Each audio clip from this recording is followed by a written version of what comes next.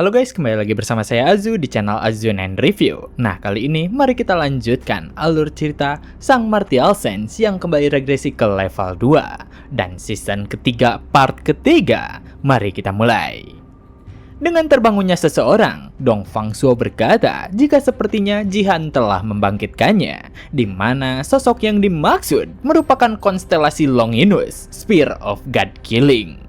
Dan karena Longinus terbangun dari tidurnya, ia berkata dengan kesal terhadap Dong Fangsuo jika saat ini seseorang sedang meniru, mencuri pencapaiannya.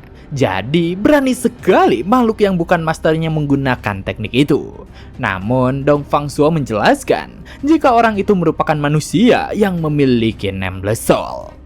Mengetahui akan itu, Longinus cukup terkejut, di mana ia bertanya apakah orang itu merupakan manusia yang dipilih oleh Master. Namun Dong Fangsuo membalas jika apa yang dirinya ingat, Master telah mengambil kembali kekuatan yang telah diberikannya. Tapi orang itu terus tumbuh kuat dengan melatih bela diri miliknya sendiri. Dan bagaimanapun juga, Master sedang mengawasinya. Jadi ia menyarankan Longinus untuk jangan bertindak gegabah, karena mungkin saja bocah itu akan mampu membunuh Sang Martial God.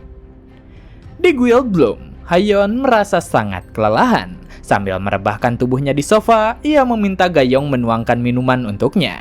Tapi tiba-tiba justru Jihanlah yang muncul dan memberikannya sebotol minuman dingin.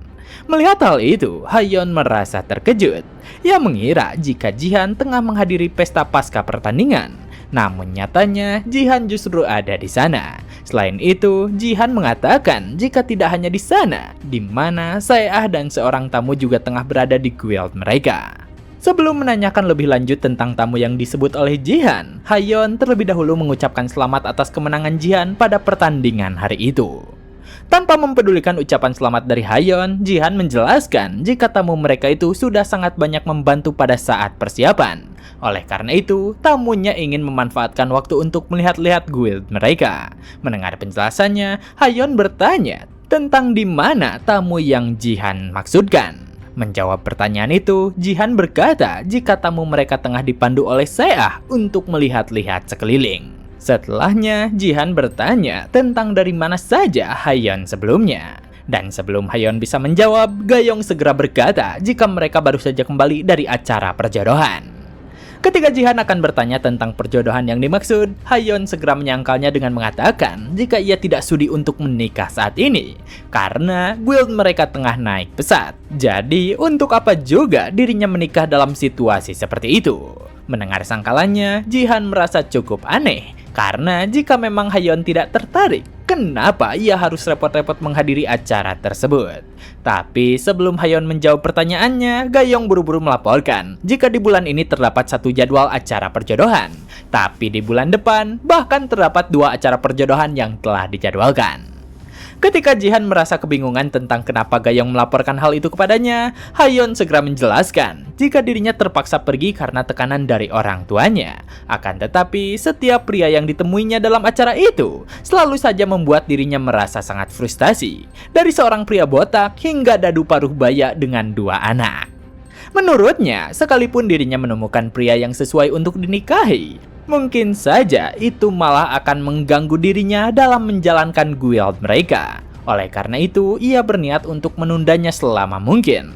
Mendengar semua penjelasan itu, Jihan membenarkan jika apapun yang terjadi, guild tidak boleh terganggu. Sehingga mulai saat ini, ia menyarankan Hayeon untuk berhenti mengikuti acara perjodohan. Dengan respon Jihan yang sangat santai itu, dalam hatinya Hayeon merasa jika Jihan terlalu meremehkan segala macam hal. Karena itu, ia justru menjadi penasaran tentang apa yang akan terjadi jika dirinya benar-benar menikah. Di saat akan menanyakan pendapat Jihan tentang pemikirannya itu, Saeah muncul dan memperkenalkan Hayeon kepada Yuri sebagai guild master mereka. Mendengar penjelasan itu, Yuri menyebut jika dirinya sudah mengetahui banyak hal tentang Master Lee Hayeon. Setelahnya, Saeah memperkenalkan Yuri yang seorang idol Black Mamba kepada Hayeon. Melihat semua itu, Hayeon mencoba mengkonfirmasi kepada Jihan tentang tamu yang disebutkannya sebelumnya. Mendapati pertanyaannya, Jihan segera membenarkannya. Bahkan ia menjelaskan jika Yuri juga merupakan salah satu penggemar berat dirinya. Terlebih lagi, Yuri juga wakil manajer fan klub Jihan. Ketika semua merasa canggung dengan keceriaan di ruangan itu, untungnya Yuri tersadar jika ia tidak memiliki banyak waktu lagi dan harus memenuhi jadwal kerjanya. Sebelum berpamitan, ia meminta kepada Jihan agar itu tidak menjadi pertemuan terakhir mereka. Mendengar permintaan itu, Jihan menyebut jika selama player Yeonju masih ada di timnas, maka mereka pasti akan bertemu lagi.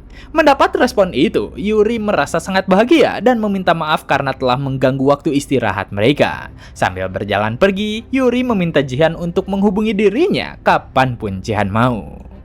Melihat Yuri memiliki nomor ponsel Jihan, Hayeon teringat masa lalu di mana dirinya berulang kali ditolak saat meminta nomor ponsel Jihan. Jadi karenanya Hayeon mengira jika gadis idol muda seperti Yuri merupakan tipe yang disukai oleh Jihan.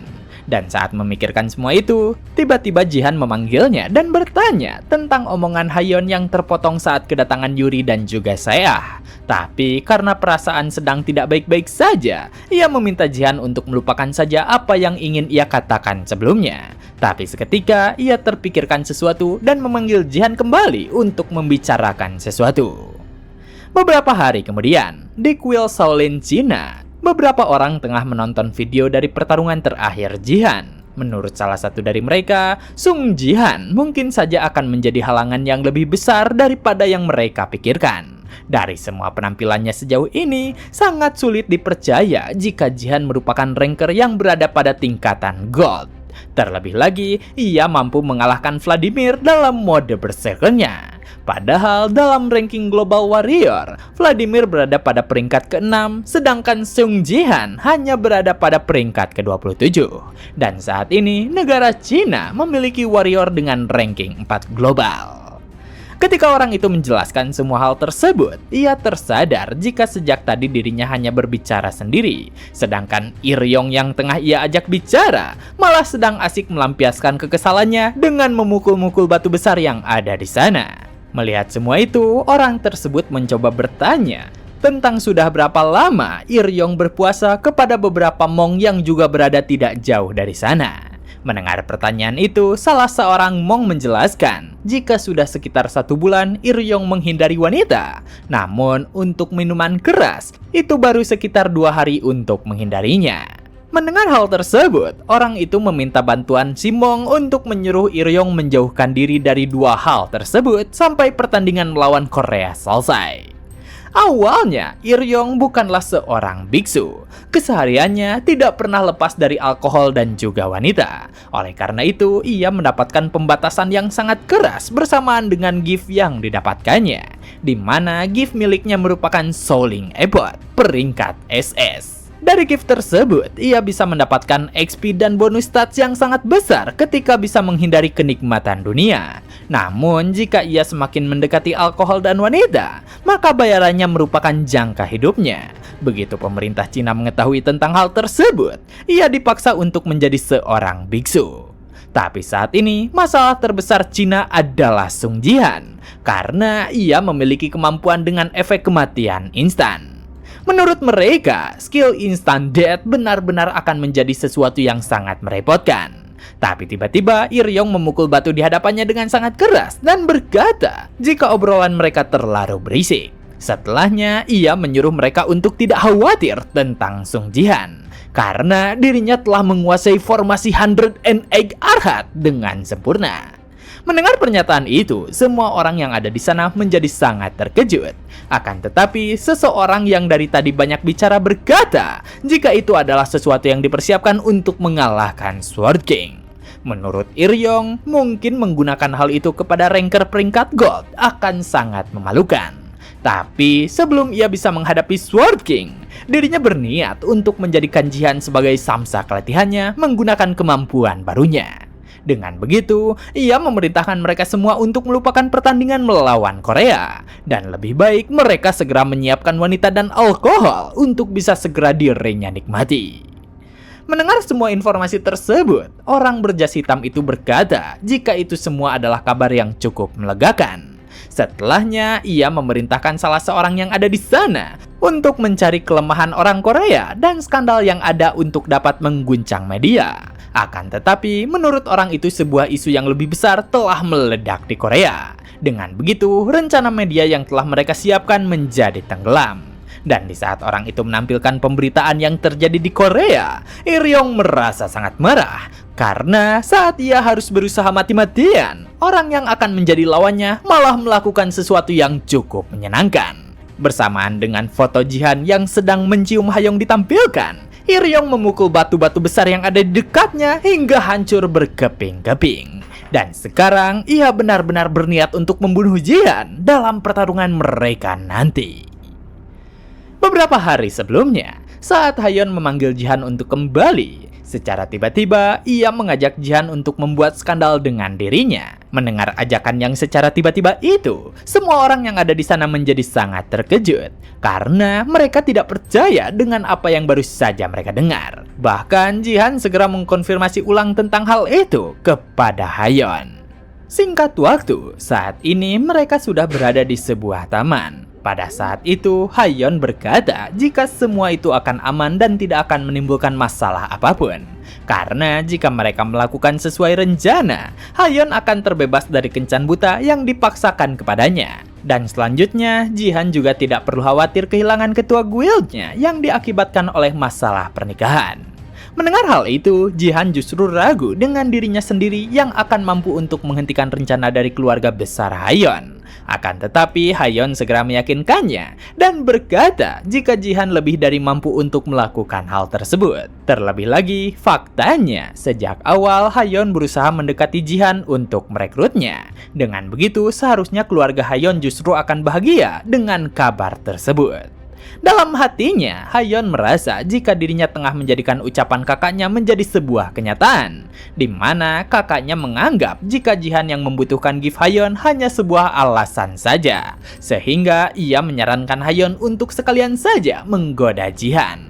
Akan tetapi, hanya hal inilah yang dapat ia pikirkan untuk terbebas dari ayahnya, sekaligus dapat terus melindungi Guild Bloom.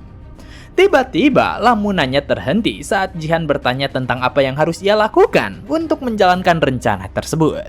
Setelahnya, mereka melakukan beberapa adegan mesra yang sengaja direkam oleh Seah dan juga Gayong. Melihat ekspresi dari Jihan, Gayong merasa jika aktingnya cukup buruk.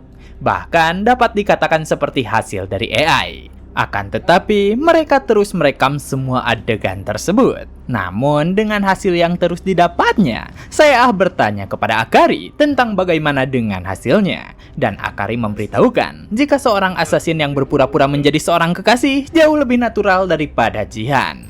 Mendengar semua itu, Seah menjadi agak kecewa. Namun, ia segera meminta mereka untuk terus melanjutkannya dan lebih baik lagi. Dari semangat yang ditunjukkan oleh Seah justru membuat Hayeon merasa sedikit aneh. Karena mengapa Seah yang terlihat lebih bersemangat tentang hal ini? Namun tiba-tiba Hayeon dibuat sangat terkejut dengan ide yang dikatakan oleh Seah, di mana Seah menyarankan untuk melakukan adegan ciuman. Mendengar ide itu, Hayeon menjadi tergugup dan beralasan jika apa yang mereka coba lakukan sejauh ini seharusnya sudah lebih cukup. Tapi dengan tatapan menyeramkan, saya berkata jika untuk menjalankan rencana ini hasilnya harus terlihat legit. Dan jika ada sedikit saja kegagalan, maka kepercayaan orang akan berbalik. Sementara itu, Jihan yang sejak awal terus memperhatikan gerak-gerik Hayeon menyadari jika saat ini Hayeon terlalu gelisah. Oleh karena itu, ia berpikir untuk lebih agresif. Tiba-tiba saja, Jihan meletakkan tangannya di pundak Hayeon, sedangkan tangannya yang satu lagi diletakkan di pipi Hayeon. Secara perlahan, ia mendekatkan wajahnya ke wajah Hayeon. Dalam kondisi itu, Hayeon merasa jika ini pertama kalinya mereka sedekat itu. Ia tak menduga jika akan ada waktu di mana dirinya akan dicium oleh Jihan. Setelah mendapatkan hasil yang diinginkannya, akhirnya Seah merasa sangat gembira. Sedangkan Jihan yang masih duduk di sebelah Hayeon mengatakan jika dirinya mempercayakan Guild Bloom kepada Hayeon. Tanpa merasakan ada sesuatu yang berbeda, Jihan berdiri dan berniat untuk segera pergi dari sana. Namun, hal berbeda terjadi kepada Hayeon, di mana dirinya merasa sangat gelisah dan jantungnya berdebar sangat kencang. Pikirannya juga merasakan sesuatu hal yang tidak benar, di mana bayangan tentang adegan ciuman yang baru saja mereka lakukan tidak dapat menghilang dari pikirannya. Dan begitulah semua kejadian yang hasil dari gambar tersebut membuat semua orang menjadi sangat gempar. Dengan publisnya foto tersebut, berbagai macam respon masyarakat didapatkan. Mulai dari yang tidak percaya hingga ada yang merasa frustasi. Bahkan setelah membaca berita itu, Sophia berniat untuk segera terbang ke Korea dan meminta konfirmasi. Selain itu, Jihan juga semakin disibukkan dengan banyaknya surat penggemar yang datang. Bukan hanya dari penggemarnya saja, malahan para penggemar Hayeon juga mengirimkan berbagai surat cacian, makian, bahkan ancaman pembunuhan. Mereka sadar dengan apa yang terjadi pastinya akan menyebabkan semacam butterfly effect. Untuk meyakinkan publik tentang apa yang terjadi, saat di depan umum mereka tetap harus berpura-pura dan terlihat mesra. Dengan itu semua, Jihan merasa cukup kelelahan dan bertanya-tanya tentang seberapa lama lagi ia harus melakukan semua itu. Ketika Jihan dan Hayeon berada di parkiran dan akan pergi ke suatu tempat, ia merasakan adanya niat membunuh yang ditujukan kepada mereka.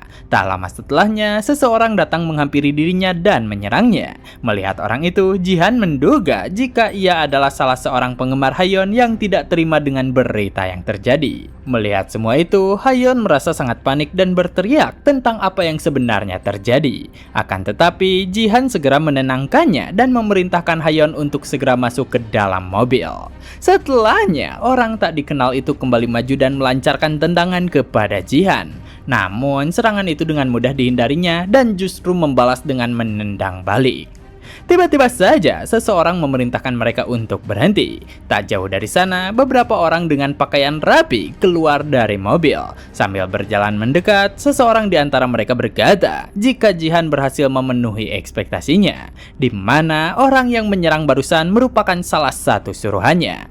Bahkan, orang itu merupakan salah seorang player dengan ranking tertinggi di guild mereka. Tapi Jihan mengalahkannya tanpa adanya kesulitan sama sekali. Hayeon yang melihat kedatangan mereka memanggil salah seorang di antara mereka sebagai kakak dan bertanya tentang apa maksud dari semua itu. Dengan santai, Sanjin mengucapkan kata maaf dan meminta waktu Jihan sebentar. Melihat responnya, Jihan hanya bertanya tentang apa yang Sanjin inginkan. Sambil tersenyum, Sanjin berkata jika ayahnya yang merupakan ayah Hayeon sangat ingin bertemu dengan calon menantunya. Dan begitulah part kali ini telah selesai. Terima kasih banyak kepada kalian semua yang telah menonton video kali ini. Saya Azu dan sampai jumpa kembali di video berikutnya.